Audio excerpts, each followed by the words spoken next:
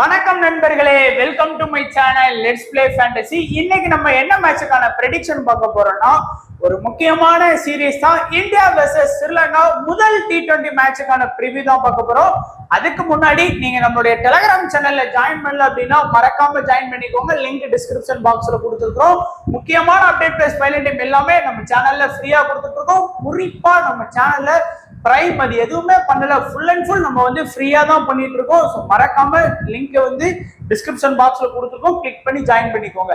அதே போல நீங்க இன்னமும் ஸ்போர்டசி ஆப் ஜாயின் பண்ணல அப்படின்னா ஜாயின் பண்ணிக்கோங்க. ரீசன் பாத்தீங்கன்னா உங்களுக்கு வந்து டிடிஎஸோ இல்ல ஜிஎஸ்டியோ எதுவுமே கிடையாது. நீங்க வின் பண்றக்கூடிய துட்டுக்கு நீங்க ஜிஎஸ்டி கட்ட தேவை, டெபாசிட்டுக்கு ஜிஎஸ்டி தேவையில்லை, வின்னிங்கு டிடிஎஸ் தேவையில்லை. அதே போல நீங்க வந்து ஒரு 1000 ரூபாய் வச்சிருக்கீங்க, அதை வந்து உங்களுடைய வேலரிக்கு டிரான்ஸ்ஃபர் பண்ணீங்கன்னா அது 1100 ஆகும். அதே போல வந்து பாத்தீங்கன்னா குறிப்பா இதுதான் முக்கியம், one player fantasy pop option. அதாவது பிக் ஒன் பிளேயர், 5 பிளேயர்ல ஒரே ஒரு பிளேயர் செலக்ட் பண்ணி வின் பண்ணக்கூடிய மெத்தட் தான் பாப் ஆப்ஷன். ஸோ அது நல்லாவே போயிட்டு இருக்கு, எல்லா யூசருமே நல்லாவே விளையாடுறீங்க. குறிப்பா உங்களுக்கு வந்து கஸ்டமர் சப்போர்ட் நம்ம தமிழ்லே தான் இருக்கு. ஏன்னா தமிழ்நாடு நண்பர்களால் உருவாக்கப்பட்ட ஒரு ஃபேண்டசி ஆப் அப்படிங்கிறதுனால இது வரைக்கும் நீங்க ஜாயின் பண்ணல அப்படின்னா ஒரு டைம் ஸ்போர்டசி ஆப்ல ஜாயின் பண்ணி பாருங்க. அப்புறம் அது உங்களுடைய ஃபேவரட் ஆப்பா கூட மாறிடும். அண்ட் பிட்ச் ரிப்போர்ட், இந்த பள்ளிக்கிரியில வந்து என்ன சொல்றாங்க பிட்ச் ரிப்போர்ட், அதாவது லாஸ்டா நடந்த T20 மேட்சுக்கான ரிசல்ட் தான் நம்ம எடுத்திருக்கிறோம். இந்த மேட்சுக்கு வந்து ரிப்போர்ட் வந்து டாஸ் வந்து போடுறதுக்கு ஒரு 5 நிமிஷமோ இல்ல ஒரு 10 நிமிஷம் முன்னாடியோ அபிஷியலா ரிப்போர்ட் கொடுப்பாங்க. அதை வந்து உங்களுக்கு டெலிகிராம்ல ஷேர் பண்றதுக்கு நாங்க ரெடியா இருக்கோம். ஸோ மறக்காம டெலிகிராம்ல ஜாயின் பண்ணிக்கோங்க. லாஸ்டா நடந்த பிட்ச் ரிப்போர்ட் பாத்தீங்கன்னா பவுண்டரி லைன் வந்து ஆஃப் சைடு லெக் சைடு பார்த்தோம் அப்படின்னா 67, 69 மீட்டர் ஒரு ஆவரேஜான ஒரு பிட்ச் போட்டிருக்காங்க. ஸ்ட்ரைட்லயே வந்து 70 தான் கொடுத்துருக்காங்க. நம்ம இந்தியன் பிட்ச்ல வந்து ஒரு 74, 75 அந்த மாதிரி இருக்கும். இங்க 70 தான் போட்டிருக்காங்க. Off side leg side okay அப்படிங்கிற மாதிரி தான் இருக்கு.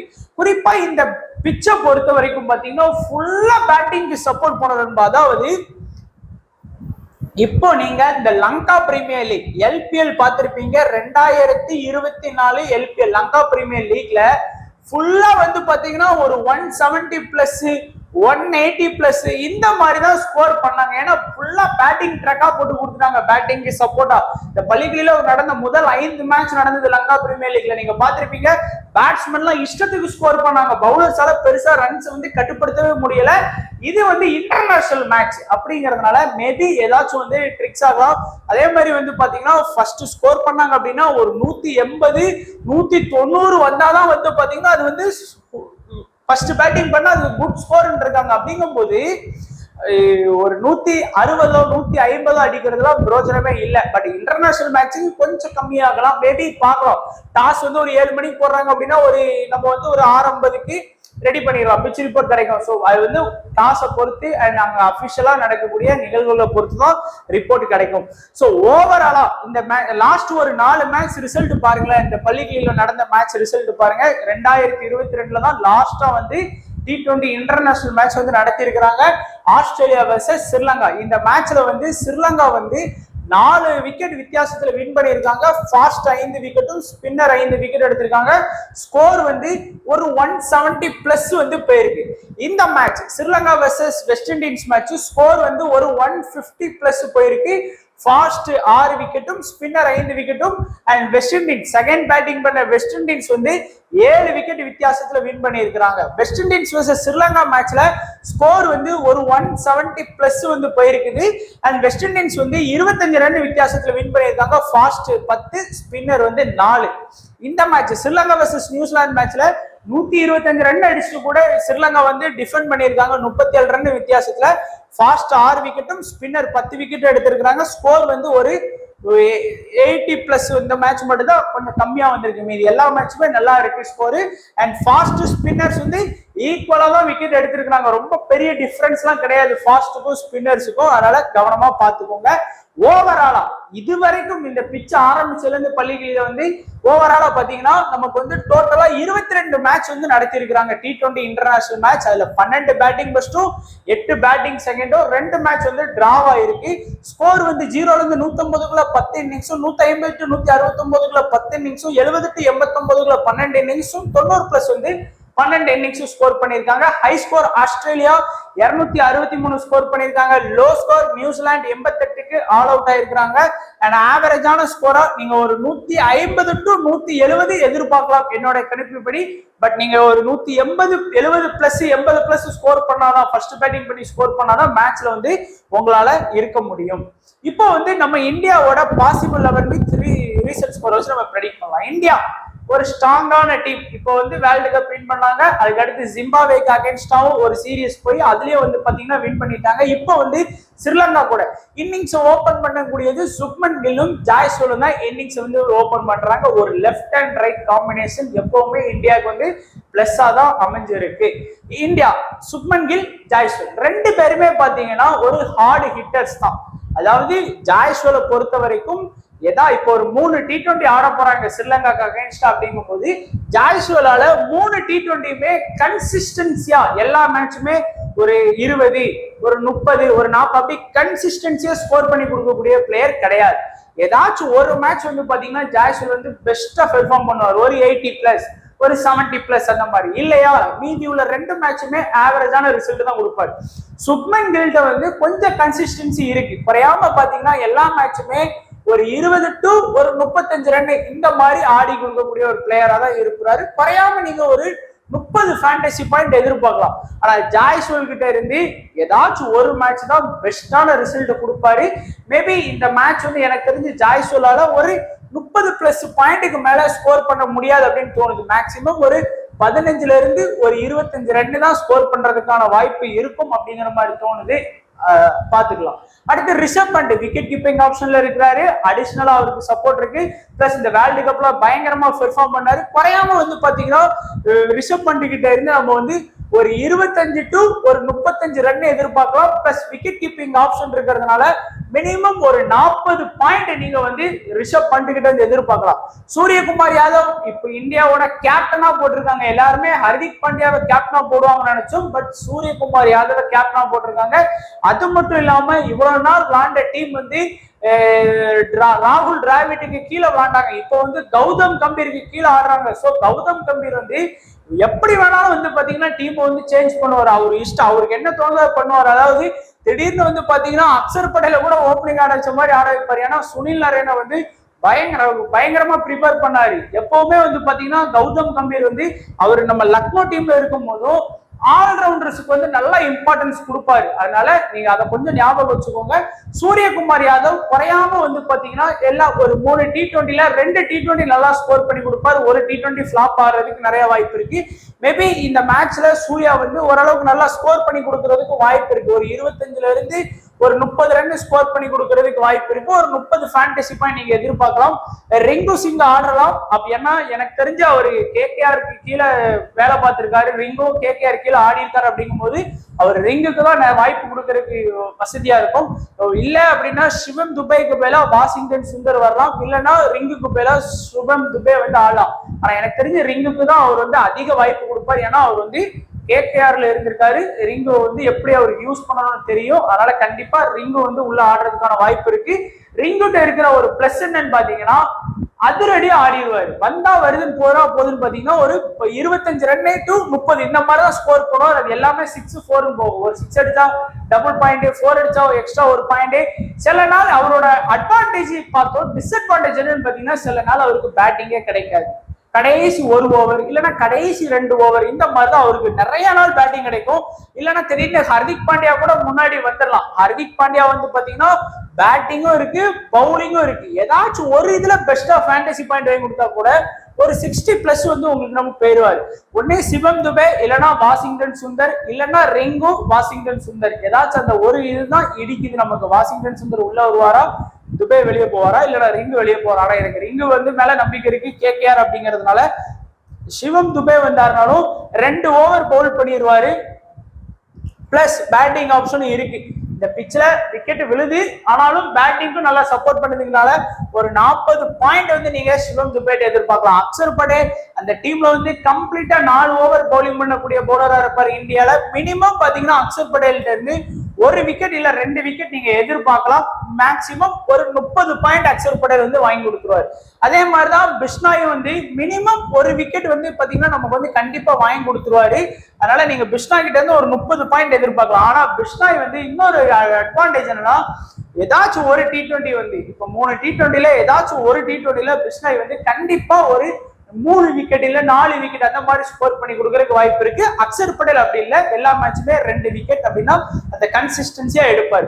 அடுத்து சிராஜும் அந்த மாதிரி தான். எல்லா மேட்சுமே வந்து பாத்தீங்கன்னா சிராஜுக்கு வந்து நம்ம பெருசா விக்கெட் எதிர்பார்க்க முடியாது. ஆனா எடுத்த அன்னைக்கு 4 விக்கெட் 5 விக்கெட் எடுத்து கொடுத்துருவாரு. இந்த நம்ம ஏசியா கப்ல கூட பார்த்தோம், டப்புன்னு ஒரு 5 விக்கெட் முடிஞ்சு அவ்வளவுதான். அதான் அவரோட பெஸ்ட் பெர்ஃபார்மன்ஸா இருக்கும். ஏதாவது ஒரு T20ல பெஸ்டா பெர்ஃபார்ம் பண்ணிடுவாரு. பட் இருந்தாலும் இந்தியாவோட இனிஷியல்ல பவுல் பண்ணுவாரு. அந்த பவர் பிளேல வந்து அவர் தான் பவுல் பண்ணுவாரு. சிங்கும் அவருக்கு காம்பினேஷன் கொடுத்து பவுல் பண்ணுவாரு. சிங்கு வந்து டெத்ல பவுல் பண்ணுவாரு. சிராஜ் வந்து டெத்ல ஒரு ஓவர் தான் பவுல் பண்ணுவாரு. ஹர்திக் வந்து டெத்ல பவுல் பண்ணுவாரு. அதனால டெத்ல பவுல் பண்ணக்கூடிய சிங்குக்கு வந்து கண்டிப்பா 2 விக்கெட் கிடைக்கும். சிராஜுக்கு வந்து பாத்தீங்கன்னா 1 விக்கெட் கிடைக்கிறதுக்கு தான் வாய்ப்பு இருக்கு. அதே மாதிரி ஹர்திக்கும் நம்ம பார்த்தாச்சு ஒரு 60 பாயிண்ட் எப்படியாச்சும் வாங்கி கொடுத்துருவாரு. ரிங்குக்கு வந்து மேக்சிமம் ஒரு 20 பாயிண்ட் டு 30 பாயிண்ட் நீங்க எதிர்பார்க்கலாம். சோ இந்த டீம்ல நம்ம இந்தியா டீம்ல கேப்டன் வைஸ் கேப்டனுக்கு eligible SL, mini GL, mega GL எல்லாத்துக்கும் எலிஜிபிள் யாருன்னு பார்த்தோம்னா, என்ன பொறுத்த வரைக்கும் ரிஷப் பண்ட்டுக்கு ஒரு கேப்டன் வைஸ் கேப்டன் கொடுக்கலாம், ஹர்திக் பாண்டியாக்கு கேப்டன் வைஸ் கேப்டன் கொடுக்கலாம், அக்ஷர் படேலுக்கு கேப்டன் வைஸ் கேப்டன் ஆப்ஷன் கொடுக்கலாம், சிங்குக்கு கேப்டன் வைஸ் கேப்டன் ஆப்ஷன் நீங்க போகலாம். சோ இந்த 4 பேருமே ரிஷப் பண்ட், ஹர்திக் பாண்டியா, அக்ஷர் படேல், ஹர்தீப் சிங் இந்த 4 பேருக்குமே நீங்க வந்து கேப்டன் வைஸ் கேப்டன் ஆப்ஷன்ல ரொட்டேஷன் பண்ணி நீங்க வந்து ஜாயின் பண்ணிக்கோங்க. நல்ல ஆப்ஷன்ல இருப்பாங்க. எல்லாருக்குமே டபுள் ஆப்ஷன் இருக்கு. ட்ரை பண்ணீங்கன்னா வேஸ்டா போகாது அப்படிங்கிற பிளேயர்ஸ் தான் நம்ம கொடுத்துருக்கோம். ஏன்னா ரிஷப் பண்ட் வந்து ஒரு 40 பாயிண்ட் போது இன்ட்டு 2 பாத்தீங்கன்னா 80+ பாயிண்ட் ஓகேவா இருக்கும். அதே மாதிரி ஹர்திக் பாண்டியா 60 இன்ட்டு 2 போது 120 பாயிண்ட், அக்ஷர் படேல் 30 இன்ட்டு 2 போது 60 பாயிண்ட். அது கூடவே போகும். அக்ஷர் படேலுக்கு கம்மியாகிறதுக்கான வாய்ப்பு இல்லை. அதே மாதிரி சிங்குக்கும் இன்ட்டு 2 போது ஒரு 120 பாயிண்ட். அப்படிங்கும் போது கேப்டன் வைஸ் கேப்டன்ல சொதப்பிடாதீங்க. அதுதான் ரொம்பவே முக்கியம். அடுத்து ஸ்ரீலங்கா டீமும் நம்ம குறைச்சு மதிப்பிடக்கூடாது. என்னதான் இருந்தாலும் அவங்களும் நல்லாவே ஆடக்கூடிய டீம். நம்ம இப்படிதான் ஜிம்பாப்வேக்கு அகைன்ஸ்டா இந்தியா எல்லா மேட்ச் வின் பண்ண நினைச்சோம். ஆனா ஜிம்பாப்வேயும் குறைய தோத்தாங்க. அதான் ஸ்ரீலங்காவும் நல்ல ஃபார்ம்ல இருக்காங்க. ரீசன்ட் இப்பதான் வந்து லங்கா பிரீமியர் லீக்ல நல்லா ஆடி வின் பண்ணிட்டு வந்தாங்க. நம்ம குசால் மெண்டிஸா இருக்கட்டும், நிஷான்காவா இருக்கட்டும், கமெண்ட் மெண்டிஸா, அபிஷ்கா ஃபெர்னாண்டோ எல்லாருமே வந்து பாத்தீங்கன்னா பயங்கரமான ஃபார்ம்ல வந்து ஆடிட்டு வந்திருக்காங்க. அது அவங்களுக்கு ஒரு அட்வான்டேஜ். அதனால பார்க்கலாம் குசால் மெண்டிஸும் நிஷான்கா. இதுல வந்து குசால் மெண்டிஸ்ட வந்து ஒரு விக்கெட் கீப்பிங் ஆப்ஷன் இருக்கிறதுனால நீங்க குறையாம அவர்கிட்ட இருந்து 30 பாயிண்ட் வந்து நீங்க தாராளமா எதிர்பார்க்கலாம். அதாவது ஒரு 15ல இருந்து 25 ரன் அடிச்சு கொடுத்தாலுமே அவர் அந்த 30+ பாயிண்ட் வந்துருவாரு. நிஷான்கா வந்து நல்லா ஆடக்கூடிய பிளேயர். ஸ்டார்டிங்கே பாத்தீங்கன்னா அந்த 1வது ஓவர் டு 6வது ஓவர் அந்த பவர் பிளேல வந்து பாத்தீங்கன்னா நிஷான்காவோட ரோல் வந்து நல்லா இருக்கும். அன்னைக்கு வந்து நல்லா அடிச்சாடணும்னு நினைச்சாருன்னா டப்புன்னு வந்து பாத்தீங்கன்னா ஒரு 30+ ரன் வந்து ஸ்கோர் பண்ணிடுவாரு. அப்படி ஸ்கோர் பண்ண கஷ்டப்பட்டாருன்னா அன்னைக்கு வந்து டப்புன்னு அவுட் ஆகி போயிடுவாரு.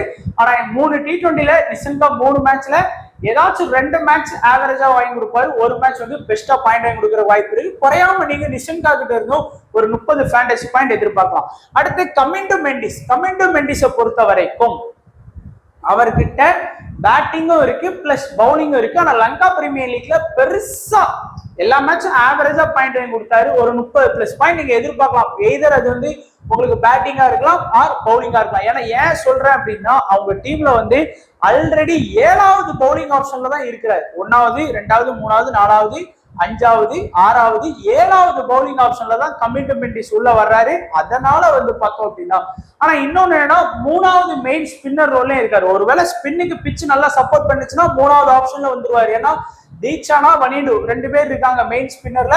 3வது ஆப்ஷன்ல கமிண்டு மெண்டிஸ் வருவாரு. அடுத்து அபிஷ்கா ஃபெர்னாண்டோ பயங்கரமான ஹிட்டர். செம்மையா ஆனார் இந்த லங்கா பிரீமியர் லீக் சீசன்ல.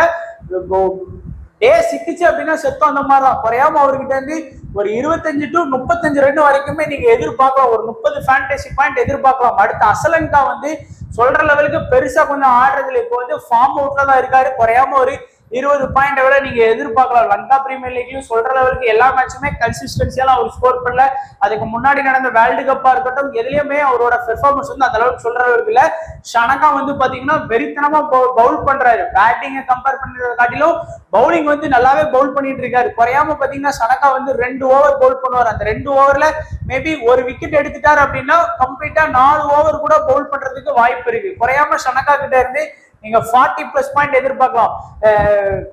விக்ரமசிங்கே இவர் வந்து புதுசா 2022 பிறந்த யங் டேலண்டட் பேட்ஸ்மேன். 22 வயசு தான் ஆகுது. பேட்டிங் பிளஸ் பவுலிங் பண்றாரு. லங்கா பிரீமியர் லீக்ல வந்து உண்மையிலே நல்லாவே பெர்ஃபார்ம் பண்ணாரு. பேட்டிங்கா இருக்கட்டும் பவுலிங்கா இருக்கட்டும் அவருக்கு கிடைச்ச சான்ஸ் வந்து கரெக்டா பயன்படுத்தி உள்ள வந்திருக்காரு.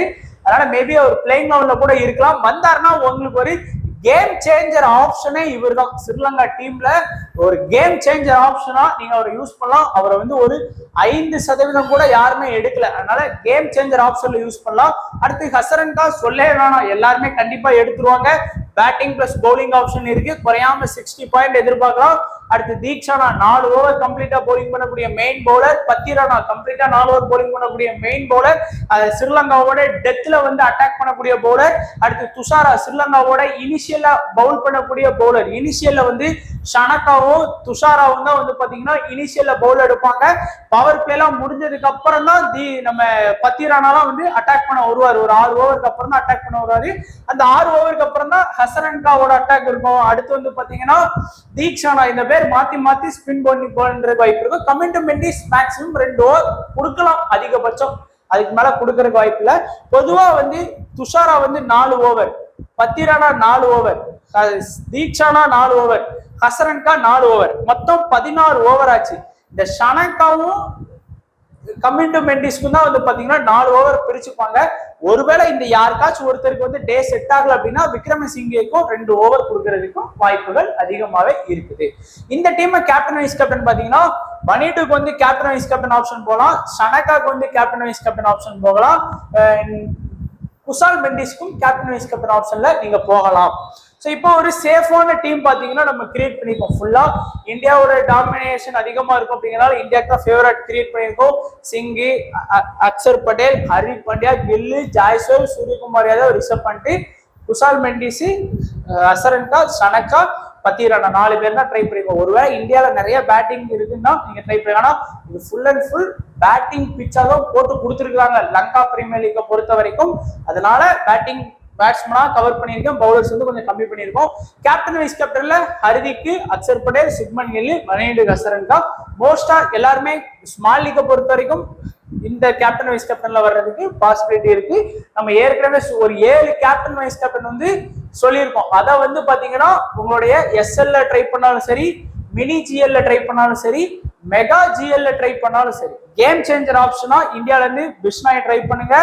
விக்ரம் சிங்கே, நிஷங்கா, துஷாரா இந்த 4 பேரையுமே ஒரு கேம் சேஞ்சர் ஆப்ஷன்ல யூஸ் பண்ணுங்க. ஏன்னா எல்லாரோட கண்ணும் இந்தியா இந்தியா இந்தியா தான் இருக்கும். திடீர்னு தோத்தாங்க அப்படின்னா ஸ்ரீலங்கா பிளேயர்ஸ் அதிகமான பாயிண்ட் வாங்கி கொடுக்கும். அதுக்காக தான் கொஞ்சம் ஸ்ரீலங்கா பிளேயர்ஸை ஃபோக்கஸ் பண்ணணும் அப்படிங்கிறது தான் இந்த 3 பேரோட நேம் லிஸ்ட் வந்து கொடுத்துருக்கேன். கொஞ்சம் கவனமா பார்த்துக்கோங்க.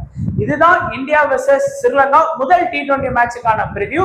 கண்டிப்பா வீடியோ பிடிச்சிருக்கும். மறக்காம லைக் பண்ண மறந்துடாதீங்க. வீடியோவை நம்ம யூடியூப் சேனலை சப்ஸ்கிரைப் பண்ணல அப்படின்னா சப்ஸ்கிரைப் பண்ணிட்டு வீடியோ பாருங்க. ஸோ வீடியோ பார்த்த எல்லா நண்பர்களுக்கும் நன்றி, வணக்கம். தேங்க்ஸ் ஃபார் வாட்சிங் நண்பா.